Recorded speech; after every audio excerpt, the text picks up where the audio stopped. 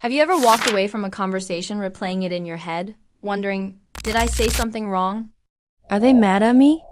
If that sounds familiar, you might be experiencing something called the fawn response, a lesser known but very real survival instinct. And today we're diving into what it is, how it shows up at home and at work, and why Meg Josephson's brand new book, Are You Mad at Me? Might just change the way you see yourself forever. Most of us have heard of fight, flight, or freeze.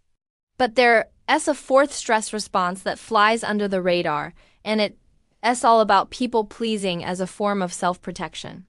The fawn response can make you adaptable, charming, and even successful, but it can also drain you, burn you out, and make you feel disconnected from who you really are. Coined less than 15 years ago, the fawn response kicks in when you try to keep yourself safe by appeasing others, especially people who have power over you. It's that instinct to smooth things over, avoid conflict, and prioritize other people's needs at the expense of your own. Think. Saying yes when you really want to say no. Overthinking every little thing you said at a meeting or dinner. Volunteering for tasks no one even asked you to do just to keep the peace. In the short term, it can make you seem like the perfect friend, employee, or partner. But long term, it can leave you exhausted, resentful, and totally disconnected from your own needs. And are you mad at me? Psychotherapist Meg Josephson gets real about her own history with fawning. Growing up in a volatile home with instability and addiction, she learned early on that keeping people happy was the safest route. As an adult, that meant panicking when her boss said, "Can we talk?"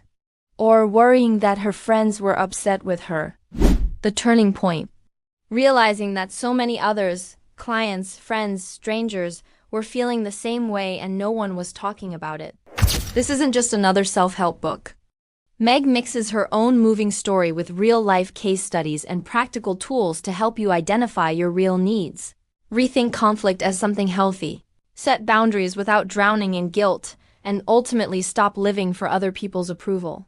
She makes it clear, you can't erase the instinct entirely. But you can change your relationship to it. Instead of feeling controlled by the anxiety, you can learn to ride it out, soothe yourself, and return to your true self faster. At work, fawning can look like overextending yourself, never saying no, and living in constant fear you've messed up.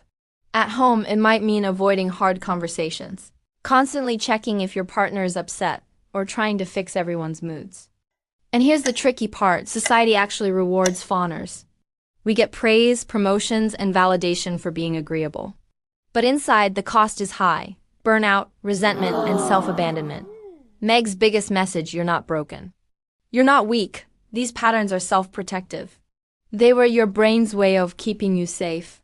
The goal isn't to shame yourself into changing. It is to show compassion to that younger part of you that learned this was the only way to survive. As one reader put it, this book feels like a comforting hand on the shoulder. Another said, this gave me strength to make changes. And for some, it's been truly life-changing. So if you've spent your life asking, are you mad at me? This book might be the first step toward asking something better. What do I need right now?